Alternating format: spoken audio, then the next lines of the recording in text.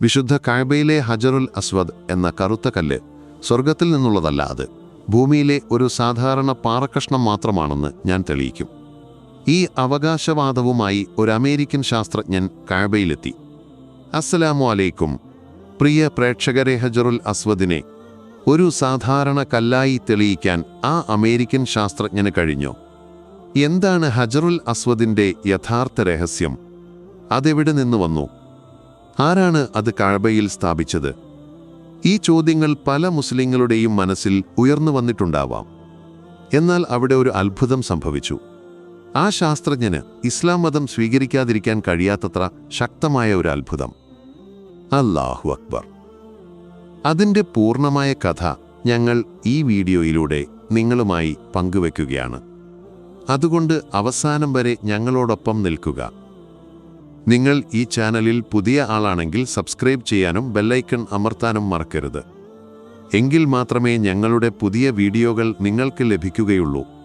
സുഹൃത്തുക്കളെ, മുസ്ലിങ്ങൾ വിശ്വസിക്കുന്ന സ്വർഗത്തിൽ നിന്നുള്ള കല്ലാണ് ഹജറുൽ അസ്വദ് എന്നും, എന്നാൽ അതൊരു സാധാരണ ഭൗമശില മാത്രമാണെന്നുമായിരുന്നു അമേരിക്കൻ ശാസ്ത്രജ്ഞരുടെ വാദം.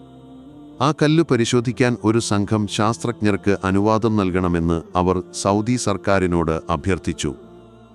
അനുമതി ലഭിച്ചപ്പോൾ പ്രശസ്തരായ 2 ശാസ്ത്രജ്ഞർ മക്കയിലെത്തി. ആ കല്ല് ഭൂമിയിൽ നിന്നുള്ളതാണെന്ന് അവർ ഉറച്ചു വിശ്വസിച്ചു. അമുസ്ലിങ്ങളെ വിശുദ്ധ മക്കയിൽ കണ്ട പല തീർത്ഥാടകരും രോഷാകുലരായി. ഇത്രയും പവിത്രമായ സ്ഥലത്ത് അവർക്ക് എങ്ങനെ പ്രവേശിക്കാൻ കഴിഞ്ഞുവെന്ന് അവർ ചോദ്യം ചെയ്തു. എന്നാൽ ഈ ഗവേഷണത്തിന് അനുമതി നിഷേധിച്ചാൽ മുസ്ലിങ്ങൾ എന്തോ ലോകത്തിൽ നിന്ന് മറച്ചുവെക്കുകയാണെന്ന് ഈ ശാസ്ത്രജ്ഞർ തെറ്റിദ്ധരിക്കാൻ സാധ്യതയുണ്ടെന്ന് സൗദി രാജകുമാരൻ അവരെ ബോധ്യപ്പെടുത്തി. കല്ലിൻ്റെ ഘടനയും ഘടകങ്ങളും പരിശോധിക്കാൻ അത്യാധുനികങ്ങളായ നിരവധി യന്ത്രങ്ങളുമായാണ് ശാസ്ത്രജ്ഞർ എത്തിയത്. പ്രധാന ശാസ്ത്രജ്ഞൻ തൻ്റെ പരിശോധനകൾ ആരംഭിച്ചപ്പോൾ പുച്ഛത്തോടെ ചിരിച്ചു. ഒരുപക്ഷെ ആ കല്ലിൻ്റെ പ്രാധാന്യത്തെക്കുറിച്ച് അയാൾക്ക് അറിയില്ലായിരിക്കാം. എന്നാൽ പരിശോധന തുടർന്നപ്പോൾ അയാളുടെ ഭാവം മാറി. മുഖം വിളറി വെളുത്തുവിയർക്കാൻ തുടങ്ങി ശ്വാസമെടുക്കാൻ പ്രയാസപ്പെടുന്നത് പോലെ തോന്നി. ആ കല്ലിൽ അയാൾ അത്രയധികം ലയിച്ചുപോയിരുന്നു. കണ്ണുപോലും ചിമ്മാതെ 2 മണിക്കൂറോളം അയാൾ അതിലേക്ക് തന്നെ നോക്കിയിരുന്നു. ആ കാഴ്ച കണ്ട് അയാൾ മരിച്ചുപോയെന്നു പോലും ആളുകൾ കരുതി. അവർ അയാളെ കുലുക്കി വിളിക്കാൻ ശ്രമിച്ചപ്പോൾ പെട്ടെന്ന് അയാൾ നിലത്തേക്ക് വീണു കരയാൻ തുടങ്ങി. അവിടെയുണ്ടായിരുന്ന മുസ്ലിങ്ങളോട് അയാൾ കേണപേക്ഷിച്ചു, എന്നെ നിങ്ങളുടെ മതം പഠിപ്പിക്കൂ, എനിക്കിപ്പോൾ തന്നെ ഇസ്ലാം സ്വീകരിക്കണം, അല്ലെങ്കിൽ എൻ്റെ ഹൃദയം പൊട്ടിപ്പോകും. എല്ലാവരും അത്ഭുതപ്പെട്ടുപോയി. ആ ശാസ്ത്രജ്ഞൻ ഷഹാദത്ത് കലിമ ചൊല്ലി ഇസ്ലാം മതം സ്വീകരിച്ചു. അദ്ദേഹത്തിൻ്റെ നില വഷളായതിനെ തുടർന്ന് 2 ആഴ്ചയോളം അബോധാവസ്ഥയിൽ ആശുപത്രിയിൽ കഴിയേണ്ടി വന്നു. ബോധം വീണ്ടെടുത്തപ്പോൾ അദ്ദേഹത്തെ ബാങ്കുലിയും ഖുർആൻ വചനങ്ങളും കേൾപ്പിച്ചു. അത് കേട്ട് അദ്ദേഹം കരഞ്ഞുകൊണ്ട് പറഞ്ഞു, ഞാൻ കരുതിയത് ഹജറുൽ അസ്വദ് ഒരു സാധാരണ കല്ലാണെന്നായിരുന്നു. എന്നാൽ അത് പരിശോധിച്ചപ്പോൾ ഞാൻ ഈ ലോകത്തു നിന്ന് വേർപെട്ടു പോയതുപോലെ എനിക്ക് തോന്നി. ആ കല്ലിനുള്ളിൽ ഞാൻ ഈ പ്രപഞ്ചം മുഴുവനും കണ്ടു. അത് മനുഷ്യൻ്റെ യുക്തിക്ക് അതീതമാണ്. നൂറ്റാണ്ടുകൾ അതിനെക്കുറിച്ച് പഠിച്ചാലും അതിൻ്റെ ഘടന പൂർണ്ണമായി മനസ്സിലാക്കാൻ എനിക്ക് കഴിയില്ല. ഇപ്പോൾ ഒരു മുസ്ലിമായ ആ ശാസ്ത്രജ്ഞൻ ഹജറുൽ അസ്വദ് ഒരു ദൈവിക ശക്തിയാൽ നിർമ്മിക്കപ്പെട്ടതാണെന്ന് സമ്മതിച്ചു. എത്രയും പെട്ടെന്ന് ഇസ്ലാമിനെക്കുറിച്ച് കൂടുതൽ പഠിക്കണമെന്ന് അദ്ദേഹം ആവശ്യപ്പെട്ടു. അദ്ദേഹത്തിൻ്റെ ഈ പെട്ടെന്നുള്ള മതം മാറ്റം പല അമേരിക്കക്കാരെയും അമ്പരപ്പിച്ചു.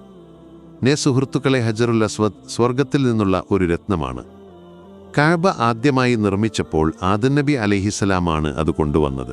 മുഹമ്മദ് നബി സല്ലല്ലാഹു അലൈഹി വസല്ലമ തങ്ങൾ പറഞ്ഞിരിക്കുന്നു, ഈ കല്ല് സ്വർഗത്തിൽ നിന്ന് ഇറങ്ങി വന്നപ്പോൾ പാലിനേക്കാൾ വെളുത്തതായിരുന്നു.